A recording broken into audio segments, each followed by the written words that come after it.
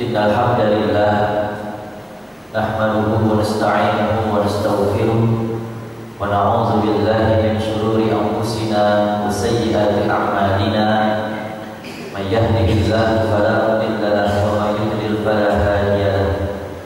Asyhadu an la ilaha illallah wahdahu la syarika lahu wa asyhadu anna Muhammadan 'abduhu wa rasuluhu la nabiyya ba'dahu. Allahumma shalli wa sallim wa barik wa syarrif wa an'im wa 'azzim wa karrim ala sayyidina Muhammadin sallallahu alaihi wa ala alihi wa sahbihi wa man tabi'a hudahum ila yaumil qiyamah. Qala Allah ta'ala fi muhkami tanzilih, a'udzu billahi minasy syaithanir rajim. Ya ayyuhalladzina amanu taqullaha haqqa tuqatih wa la tamutunna illa wa antum muslimun. Wa qala ta'ala ya ayyuhalladzina amanu taqullaha wabtaghu ilayhi alwasilah wa jahidu fi sabilihi la'allakum tuflihun. Subhanaka la ilma lana illa ma 'allamtana innaka antal alimul hakim. Ikhwani fillah, a'adzani Allah wa iyyakum ajma'in. Yang sama-sama kita muliakan Dewan Kesejahteraan atau Kemakmuran Masjid Al-Ikhlas beserta Dewan Syuro, para al-aba wal ummahat, para bapak-bapak, ibu-ibu, para saudara-saudari, dan khususnya juga Bapak Pak Haji Soleh yang berkat wasilah beliau saya bisa sampai ke sini. Walaupun sebenarnya saya sering sholat Jumat di sini, namun baru kali ini saya ada di saf depan. Semoga kita semua insya Allah senantiasa berada di bawah limpahan rahmah, hidayah, taufik, inayah, barakah, ni'mah, sihah, afiyah, ma'rifah, hikmah, maghfirah, syafaat dari Allah Subhanahu wa taala. Amin ya rabbal alamin. Bapak Ibu yang kami muliakan, alhamdulillah kita sudah selesai sholat subuh, bahkan juga dilanjutkan dengan sholat gaib atas meninggalnya Bapak Bambang Sukiri. Itu berita duka atau berita gembira? Dua-duanya. Berita duka dari perspektif manusiawi, berita duka. Tapi kalau kita ingat doanya Umar bin Khattab. Umar bin Khattab itu kan sahabat Nabi, khalifah kedua dan salah satu sahabat Rasul yang dapat garansi masuk surga, al-asyara al-mubasysyiruna bil jannah. Di antara doa beliau, Allahumma arzuqni syahadatan fi sabilik waj'al mauti fi baladi rasulik. Ya Allah, berikanlah aku rizki berupa mati syahid di jalanmu. Ini berarti mati syahid itu rizki, bukan cuma harta, rumah, jabatan, istri, anak, tapi mati pun rizki. Allahumma rzuqni syahadatan fi sabilik waj'al mauti fi baladi rasulik, dan jadikanlah kematianku di kampung Rasulmu di Madinah. Dan doa Sayyidina Umar bin Khattab diijabah oleh Allah Subhanahu wa taala. Bapak Ibu tentu sudah banyak yang sudah pergi haji maupun umrah. Di sini ada makam Rasul, di sini ada makam Abu Bakar As-Siddiq yang merupakan mertuanya Rasulullah dan merupakan sahabat Rasul, bapaknya Ibunda Aisyah radhiyallahu anha. Karena Rasul meninggal di rumah beliau bersama Aisyah, dan semua nabi serta Rasul akan dikuburkan di tempat di mana dia meninggal. Rasulullah meninggal di kamar beliau yang bersama Aisyah, maka kemudian dikuburkan di situ.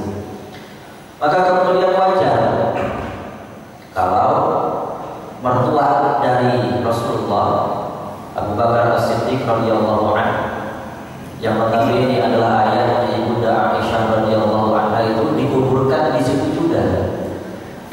Tapi apa hubungannya dengan Umar? Sedangkan Utsman dikuburkan di Baqi'. Dan insya Allah Pak Bambang Sugiri insya Allah juga dikuburkan di Baqi'.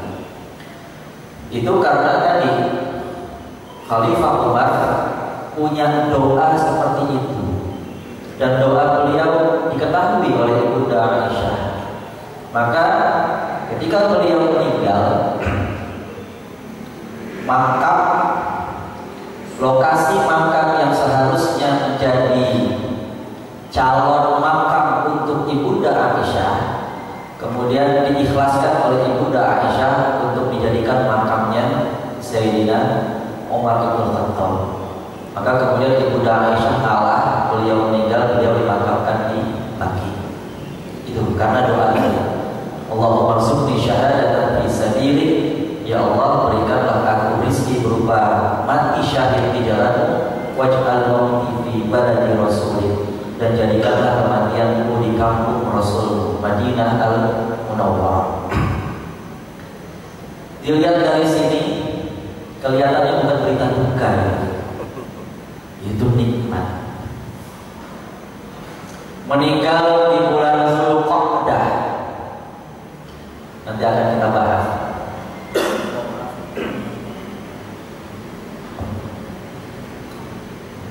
Pertama, meninggal di bulan Zulqa'dah.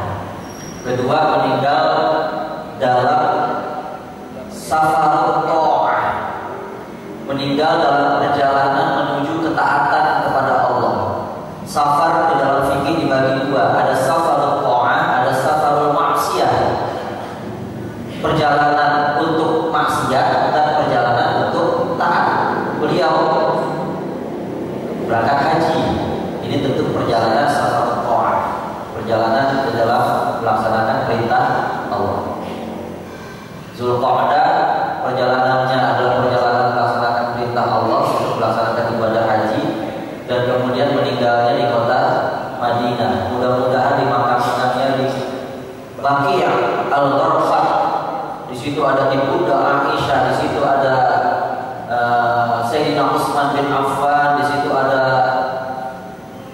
hampir semua istri Rasulullah kecuali 2 orang.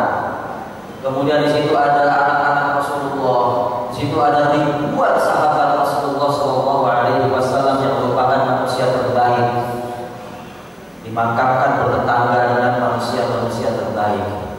Kayaknya bukan berita sedih. Yang ada harusnya kita iri, bukan sedih, iri. Itu harusnya. Mudah-mudahan almarhum Bapak Bambang Sugiri matinya, kematiannya kematian yang husnul khatimah, yang indah, yang semua amal baiknya diterima dan dilipat gandakan oleh Allah Subhanahu wa taala, dan semua khilafnya dimaafkan oleh Allah Subhanahu wa taala. Amin ya rabbal alamin. Ada apa dengan bulan Zulqa'dah?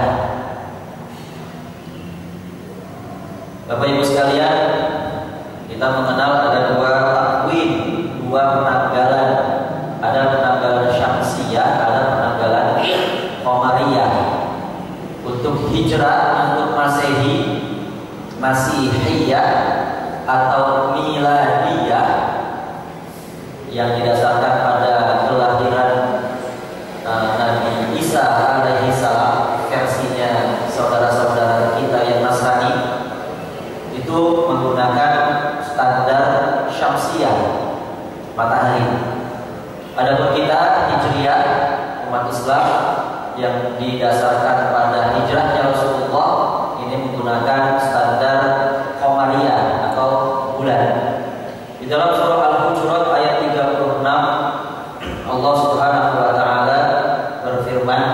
sekalian, inna iddatash syuhuri indallahi 12 syahran fi kitabillah, bahwa jumlah bulan di sisi Allah adalah 12 bulan yang sudah ditetapkan di dalam kitab Allah. Yauma khalaqas samawati wal ardh, sejak diciptakannya langit dan bumi. Jadi Syamsiah maupun Qamariyah sama-sama 12 bulan. Apa itu 12 bulan Qamariyah? Nanti tidak boleh pulang kalau tidak hafal ini. Pertama Muharram, kedua Safar, ketiga Rabiul Ula, Rabiul Awal, kemudian keempat Rabiul Akhir atau juga biasanya orang menyebut Rabiul Tsani, kemudian Jumadil Ula, kemudian Jumadil Akhir atau Jumadil Tsaniyah, kemudian Rajab, kemudian Sya'ban, Ramadan, Syawal, Dzulqa'dah dan Dzulhijjah. Kalau kita lihat di tafsir Al-Qur'anul Azim, saya mohon maaf kalau bukunya karena keberatan, jadi saya tadi fotokopi, kemarin fotokopi tafsir Al-Qur'anul Azim jilid 2 halaman 426 427.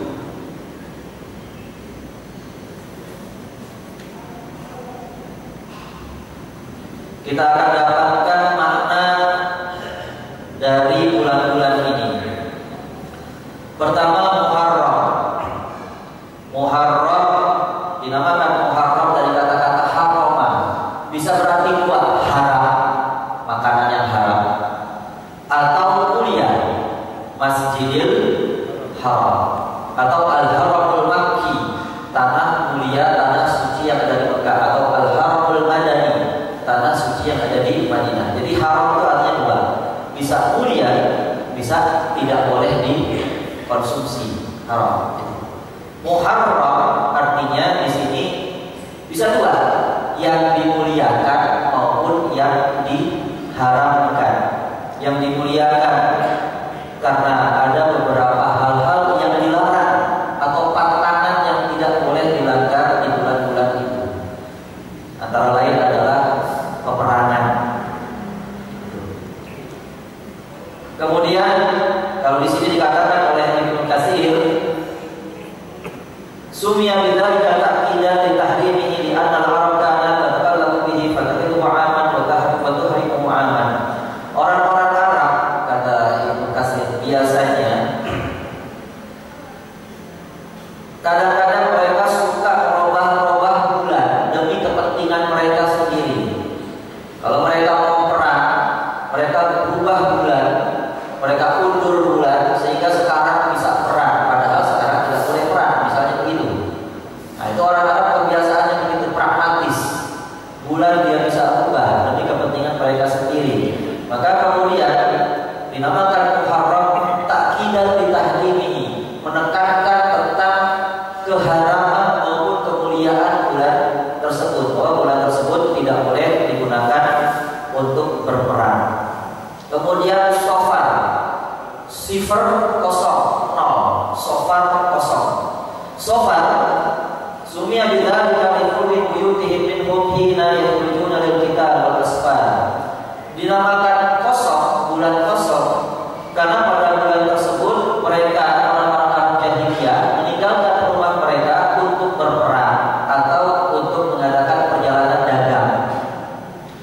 Arab Mekah itu niaga, pedagang. Arab Mekah. Kalau Arab Madinah itu petani. Nah, ini Arab Mekah, mereka berdagang, termasuk diantaranya adalah di bulan Safar. Apa ayatnya? Rihlatash syita'i was-shaif, itu. Rihlatash syita'i was-shaif. Jalan di musim dingin dan jalan di musim panas, ke Yaman maupun ke Syam. Kemudian Rabiul Awal. Rabiul Awal summiya bidzalika li'irtiba'i fihi. Wal irtiba' al-iqamah fi ibarat ar-ra'. Itu artinya iqamah, iqamah, menetap. Pada bulan itu mereka tidak kemana-mana, menetap di kampung masing-masing. Rabiul Akhir, satu bulan berikutnya juga mereka menetap tidak kemana-mana. Kemudian Jumadil Ula di Jumudil Ma, dinamakan Jumadil karena jamak itu beku. Jumadil Ula, bulan pertama di mana air beku. Maksudnya di sini adalah musim dingin. Jumadil Tsaniyah, bulan kedua di mana musim dingin. Kemudian bulan Rajab bermakna dengan tarjib atau ta'zim. Tarjib, ta'zim artinya memuliakan. Bulan Rajab itu. Kemudian Sya'ban. Bulan Sya'ban artinya berkelompok. Min tashabbubil qabail wa tafarruqiha bil gharah. Karena pada bulan itu orang-orang Arab Jahiliyah biasa berkelompok sesuai dengan suku mereka masing-masing untuk berperang. Jadi perang memang merupakan budaya. Perang itu bagian dari ritual wajib tahunan lah, kira-kira begitu bagi orang Arab. Sya'ban. Kemudian bulan Ramadan. Bulan Ramadan min syiddatir rawda wa huwa al-har. Karena pada bulan itu syiddatul rawda, syiddatul har, panas sekali, maka dinamakan Ramadan. Ada juga ulama mengatakan bulan Ramadan bulan di mana panas sekali sehingga diharapkan dapat membakar semua dosa-dosa orang yang beribadah puasa, seperti itu. Kemudian bulan Syawal itu diambil dari syaratil ibilu bi aznaniha bil qarah, di mana otak betina menaikkan buntut mereka agar bisa digabungi oleh onta jantan. Jadi itu musim kawin onta. Syawal itu artinya naik, di mana onta betina menaikkan dari buntut mereka agar bisa digabungi oleh onta jantan. Musim kawin onta. Dan Syawal bukan cuma musim kawin onta. Syawal juga seharusnya menjadi musim kawinnya, musim nikahnya orang Islam. Karena ada hadis di dalam hadis riwayat Bukhari bahwa Ibunda Aisyah itu dinikahi oleh baginda Rasulullah SAW di bulan Syawal. Itu. Selanjutnya Zulqa'dah. Qa'dah artinya duduk. Zulqa'dah artinya bulan duduk, di mana gak kemana-mana, orang Mekah itu tidak kemana-mana untuk mempersiapkan musim haji. Kemudian Zulhijjah, hijjah artinya haji, musim di mana mereka melaksanakan ibadah haji. Tentu kita tahu bahwa ibadah haji dilaksanakan bukan cuma pada era Islam, tapi ibadah haji juga dilaksanakan oleh orang-orang jahiliyah, oleh orang-orang kafir Quraisy. Nah, ini nanti ceritanya kepanjangan kalau dibahas. Lalu ada yang disebut Al-Ashhurul Hurum. Di dalam surah At-Taubah ayat 36 disebutkan di situ minha arba'atun hurum. Di antara bulan-bulan itu ada di antaranya 4 bulan haram. 4 bulan haram dalam arti memang haram untuk ini, itu dan sebagainya, dan juga haram dalam arti mulia. Nama 4 bulan haram itu kalau kita buka kitab Fathul Bari Syarah Sahih Al-Bukhari juz 8 halaman 413, maka dikatakan bahwa Abdullah bin Abdul Wahhab bertutur kepada kami, saya potong langsung dari Nabi SAW bersabda, sesungguhnya zaman itu berputar sebagaimana bentuknya semula di waktu Allah menciptakan setahun itu ada 12 bulan, di antaranya terdapat 4 bulan yang dihormati. 3 bulan berturut-turut, Zulqa'dah, Dzulhijjah, dan Muharram, dan Rajab.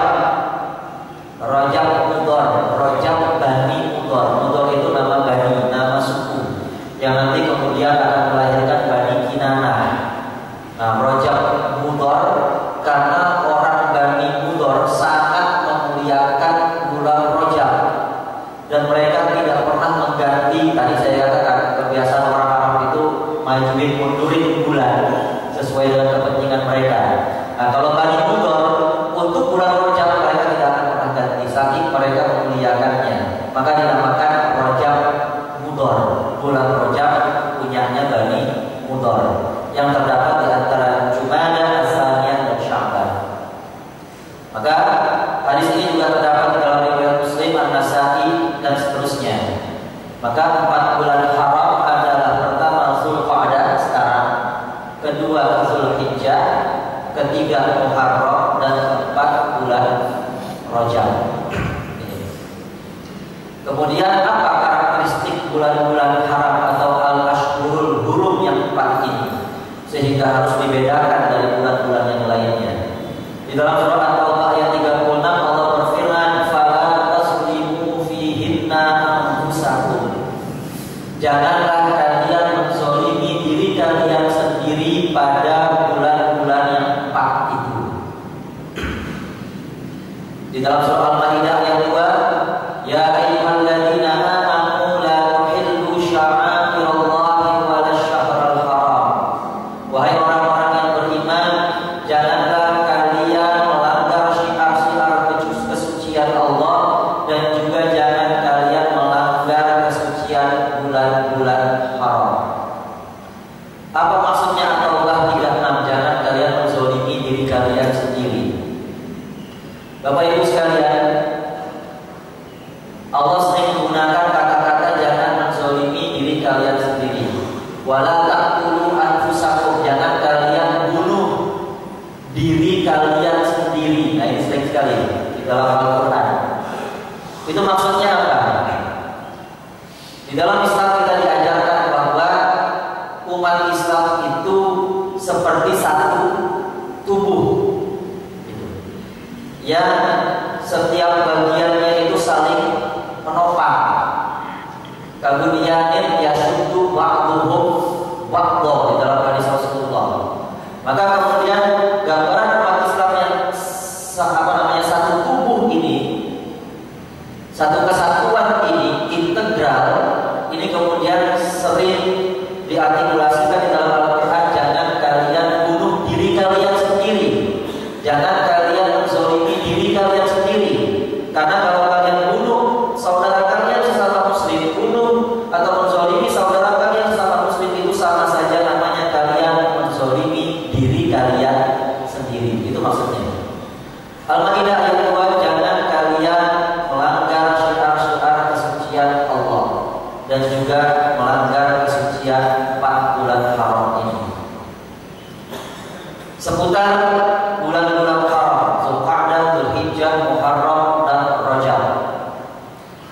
Ini 550. Abaikan ini Pak ya. Ini referensi aslinya, tapi kita abaikan, saya tidak usah bacain karena jamnya nggak ada.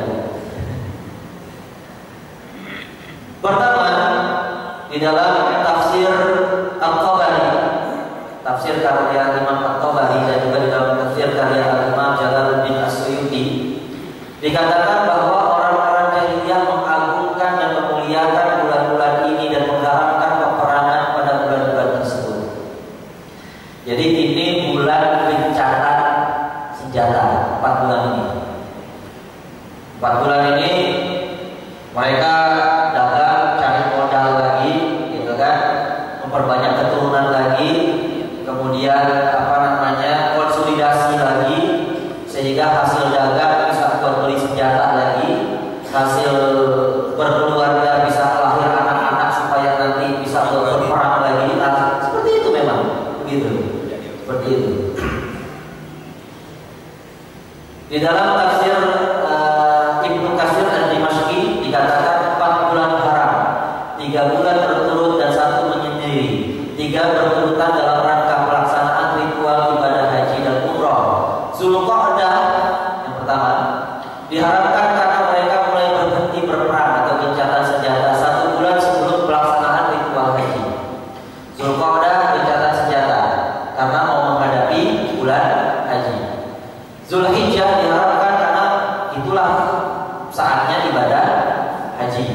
Muharram 1 bulan setelah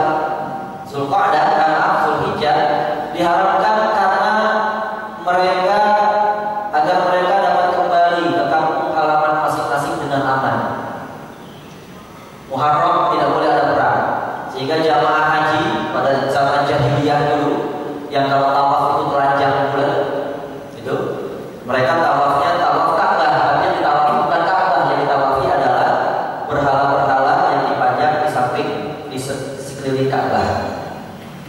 Nah, selesai haji mereka harus pulang ke kampung masing-masing. Gak kayak kita pakai pesawat 9 jam direct sampai. Mereka harus berminggu-minggu bahkan berbulan-bulan, sehingga jalan harus steril, harus aman. Nah, ini ada kesepakatan Muharram clear, tidak ada peperangan. Gitu. Ada Rajab diharapkan agar mereka dapat berziarah ke Ka'bah, dapat melaksanakan ibadah umroh selain di musim haji, lalu pulang dengan aman ke negeri mereka. Itu alasan kenapa 4 bulan itu dijadikan bulan-bulan haram. Kemudian di dalam tafsir As-Suyuti di jilid 4 dikatakan oleh Ka'ab al-Ahbar, sahabat Rasulullah yang dulunya adalah orang Yahudi, Allah memilih di antara negeri yang paling dicintai di sisi Allah adalah negeri atau tanah haram. Seluas ini negeri di permukaan dunia, ada yang dispesialkan oleh Allah, yaitu tanah haram, baik haram Mekah maupun haram Madinah maupun haram Palestina. Ini 3 haram. Dan Allah memilih di antara zaman, maka Allah kemudian menspesialkan yang paling dicintai oleh Allah adalah bulan-bulan haram. Di antara 12 bulan Allah pilih 4 bulan sebagai bulan yang spesial. Di antara bulan-bulan yang haram, 4 bulan ini kemudian Allah pilih lagi yang paling Dia cintai, yaitu bulan Zulhijjah. Di antara bulan Zulhijjah yang 29 atau 30 hari, kemudian Allah pilih lagi mana hari yang paling Dia cintai, yaitu 10 hari pertama.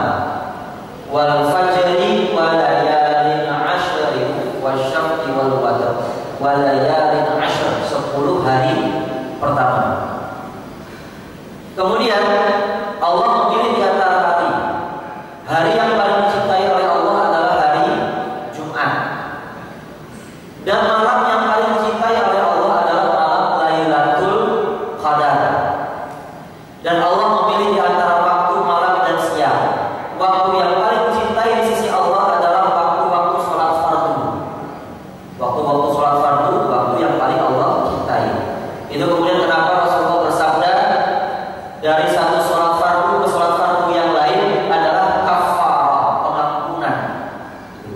Kita sholat fardu sekarang, tadi sholat subuh, kemudian nanti zuhur, mudah-mudahan masih hidup, kita sholat fardu lagi. Maka di antara ini adalah kafarah, penebusan dosa, pengampunan.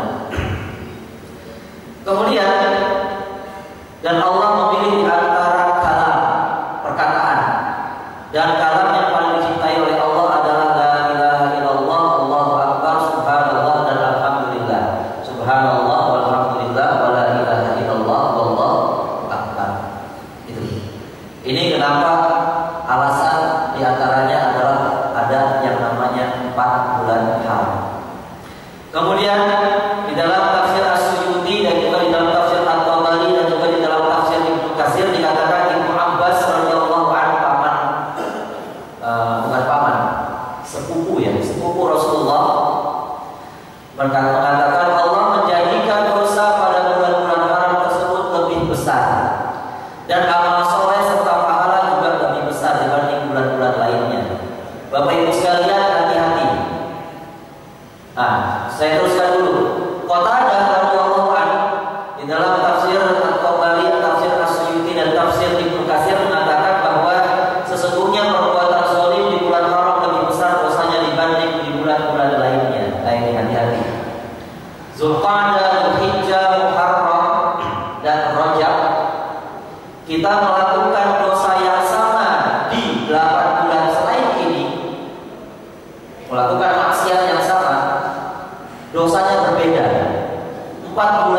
dosanya lebih besar.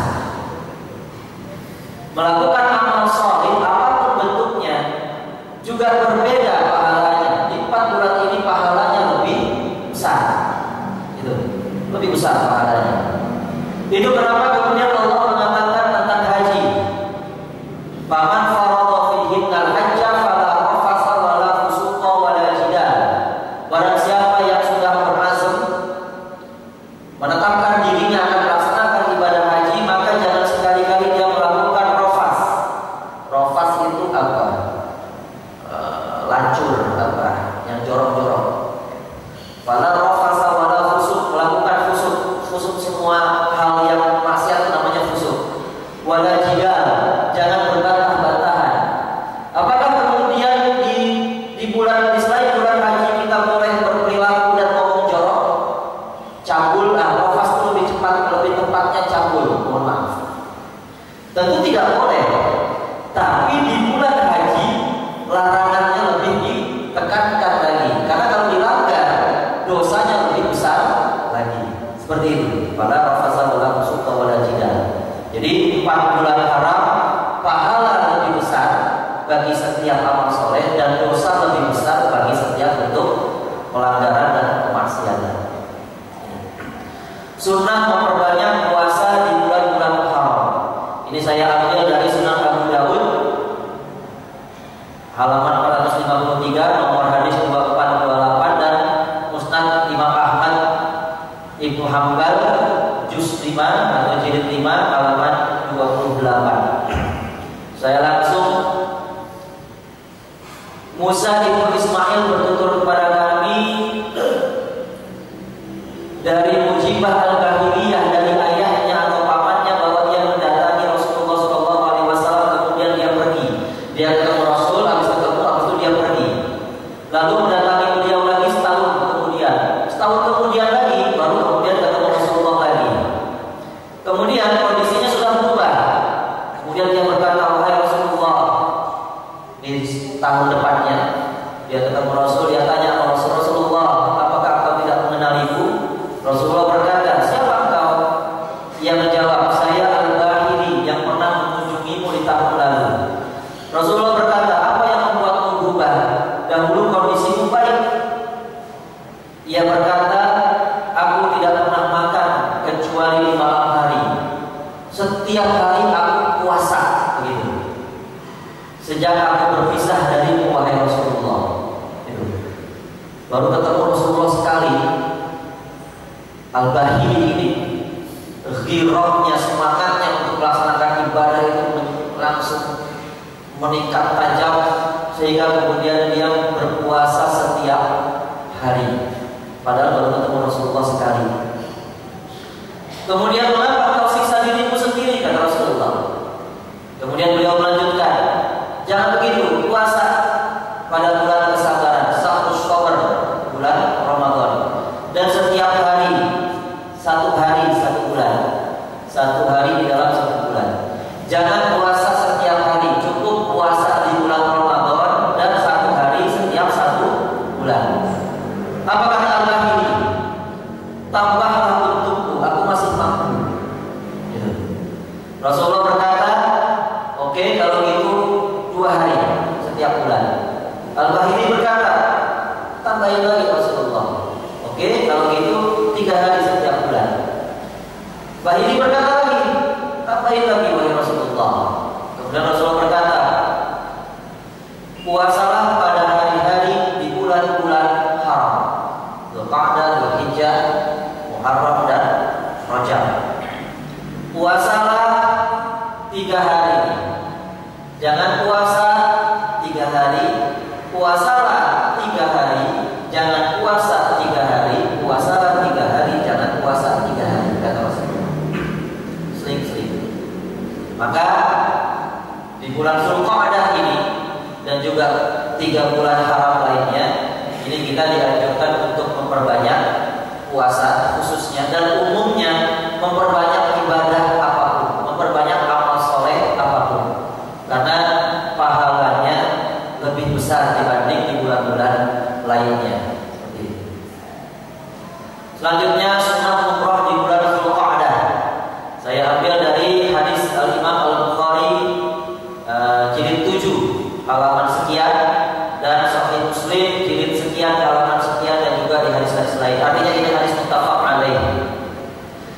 Dari Qatadah dari Anas radhiyallahu anhu mengabarkan kepadanya, dia Anas berkata Rasulullah sallallahu alaihi wasallam melaksanakan umrah 4 kali dan semuanya di bulan Dzulqa'dah, kecuali umrah yang bersama haji beliau, umrah terakhir.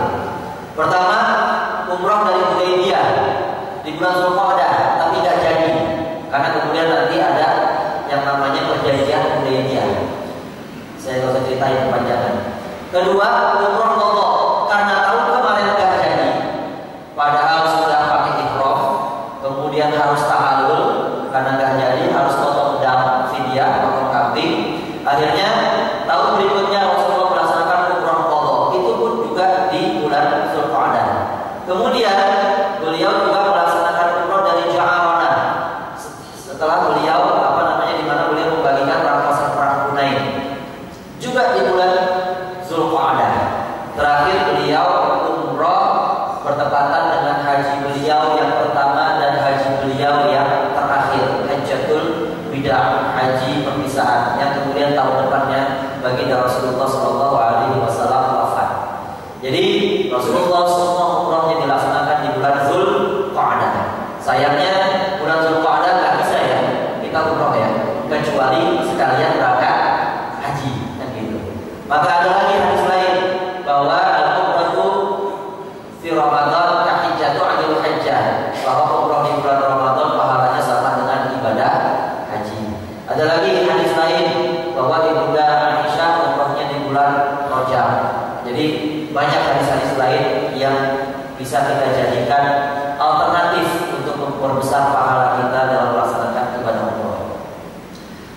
Dzulqa'dah juga salah satu dari bulan haji. Al-hajju ashhurun ma'lumat, faman farada fihi al-hajja fala rafasa wala fusuqa wala jidal. Haji adalah bulan-bulan yang telah dimaklumi. Mana itu bulan-bulan haji? Tafsir surah Al-Baqarah ayat 197 tadi, kalau kita lihat di dalam tafsir salah satunya misalnya tafsir At-Tabari dikatakan bahwa bulan-bulan haji adalah Syawal, Dzulqa'dah, dan tanggal 1 sampai tanggal 10 Dzulhijjah. Artinya apa? Kalau kita mau melaksanakan ibadah haji, kita sudah bisa berihram pada bulan Syawal, Dzulqa'dah, dan seterusnya sampai terakhir 10 Dzulhijjah, di mana kita melaksanakan lempar jumrah Aqabah itu. Apalagi berkenaan dengan Dzulqa'dah, Nabi Musa alaihissalam, kisah Nabi Musa alaihissalam itu di dalam surah Al-A'raf ayat 142, Allah berfirman, wa wa'adna Musa 30 lailah wa asmamnaha bi 'ashr fatamma miqatu rabbih 40 lailah. Ini ceritanya panjang sekali. Intinya Nabi Musa dikejar-kejar oleh Fir'aun, gitu ya. Nabi Musa dikejar-kejar oleh sebelum dikejar-kejar oleh Fir'aun, Nabi Musa ke Madian ketemu Nabi Syu'aib, menikah dengan anak Nabi Syu'aib.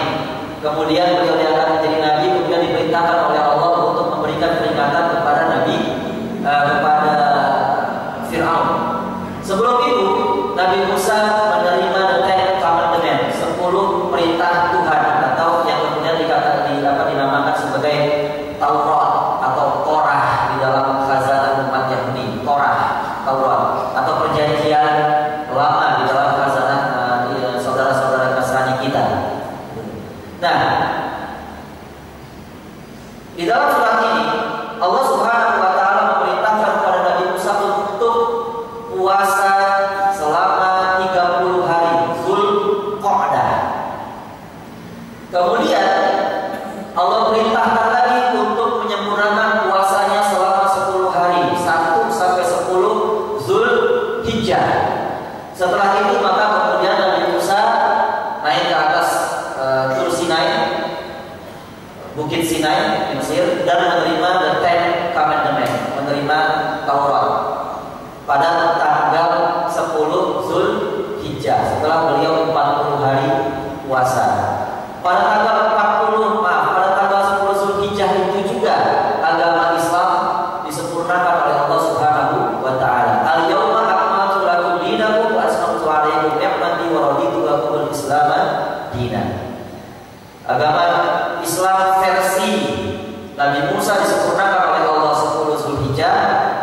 agama Islam versi Nabi Muhammad disempurnakan oleh Allah juga pada tanggal 10 Zulhijjah yang dimulai dari Zulqa'dah tadi.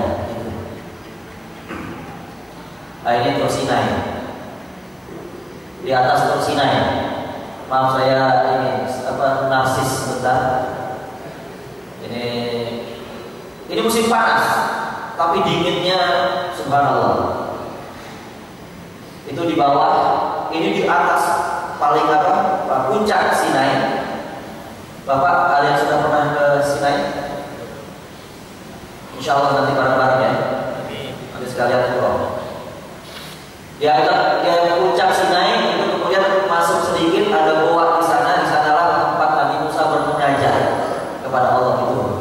Tempat saya sama istri muda saya di bawah situ. Istri saya itu masih muda.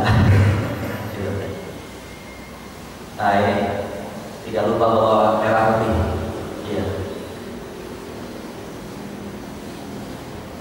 Nah, di atas Sinai ada gereja, ada masjid. Gerejanya orang-orang Kristen Koptik, Kristen Mesir. Berbeda dengan Kristen Vatikan, Katolik berbeda. Natalnya juga berbeda. Kristen Koptik Natalnya tanggal 18 Januari. Kalau Kristen Vatikan tanggal 25 Desember ya. Jadi di sini masjid, musola, masjid kecil, di sininya gereja. Dan di sana biasanya ini foto sebelum Ramadan kemarin. Sepi, kebetulan sepi. Tahun 2003 saya naik ke sana ketika dulu masih mahasiswa. Nah, itu saya berdoa, samping saya orang Yahudi, samping saya kiri saya orang Nasrani. Kita berdoa bertiga, bukan bareng-bareng, doa masing-masing. Karena ini adalah situs suci Wadil Muqaddasi Tua di dalam Al-Quran, di lembah suci. Nah, ini situs suci tiga agama, Yahudi, Nasrani, dan Islam. Nah ini, jadi kalau kita naik dari bawah, naik selalu malam. Kalau siang takut kita naik, karena melihat ke kiri dan melihat ke kanan itu jurang yang isinya batu-batu cadas, atau kemudian kiri kanan kita adalah batu-batu cadas seperti yang ada di sini. Itu tempat tempat peristirahatan, peristirahatan di atas. Ada jual kopi di situ, tenang aja, jadi jangan khawatir. Ada jual kopi. Nah ini di bawah, di paling bawah. Di sini ada tulisan Tur Sinai. Ini bangunan ini adalah gereja Saint Catherine. Di dalam gereja ini ada syajarah. Syajarah ini kemudian diabadikan di dalam Al-Quran, di mana ketika Nabi Musa sedang mau mencari api karena malam-malam dingin bersama keluarga beliau, anak Nabi Syuaib, istri beliau, Nabi Musa dari kejauhan melihat ada api. Kemudian beliau mendekat ke api tersebut. Ternyata api itu adalah pohon syajarah. Syajarah itulah yang kemudian menjelma dalam tanda kutip menjadi Allah Subhanahu wa Ta'ala, yang kemudian Allah langsung berfirman kepada Nabi Musa. Itu kenapa Nabi Musa dikatakan atau dijuluki sebagai kalimullah, orang atau nabi yang langsung berbicara dengan Allah Subhanahu wa Ta'ala. Nah, syajarah itu atau pohon itu ada di dalam Al-Quran. Tempatnya sekarang di dalam gereja Saint Catherine. Saint itu Saint, Al-Qadisah, perempuan yang suci. Namanya Catherine. Itu adalah tempat pertapaan dia, tempat dia bertapa. Gitu. Kalau dalam Islam tahanus, gitu. Nah, di dalam itu ada pohon tadi dan masih ada sampai sekarang. Dan pohon itu sudah dicoba oleh ahli pertanaman botani atau apa namanya, ya, untuk ditanam di tempat lain dan tidak pernah berhasil. Jadi pohon itu cuma ada di situ dan cuma di situ dia bisa tumbuh, tidak ada di tempat lain. Sayangnya kemarin saya di sini hari Minggu. Kalau hari Minggu ditutup buat Kristen Koptik saja yang bisa masuk untuk beribadah. Tapi kalau di hari-hari lain, insya Allah nanti kita ke sana semua, kita ke situ di hari lain karena hari Minggu, sehingga bisa masuk ke dalam gereja tersebut dan kita lihat peninggalan sejarah sejak zaman Nabi Musa alaihissalam, berapa tahun sebelum Nabi Isa, berapa tahun sebelum Masehi, berapa ribu tahun sebelum, ratus ya, berapa ratus tahun sebelum Masehi. Nah, ini makam Nabi Musa ada di Palestina. Ini makam Nabi Harun, saudaranya Nabi Musa, yang kemudian Nabi Musa minta kepada Allah menjadikan Harun sebagai akhi, Harun sebagai wazir, sebagai pendampingku ketika aku nanti menghadapi Fir'aun. Ini makam Nabi Harun. Ini Masjidil Aqsa. Ini imam besar Masjidil Aqsa, Syekh Yusuf. Ini Masjidil Aqsa yang ini ya Pak ya, bukan ini. Kalau ini Masjid Qubbatus Sahra, the Dome of Rock, Masjid the Dome of Rock. Alhamdulillah. Itu mungkin yang bisa saya sampaikan, Bapak-bapak, Ibu, saudara-saudari sekalian. Mohon maaf terlalu lama. Mungkin ada yang bisa disampaikan atau ditambahkan.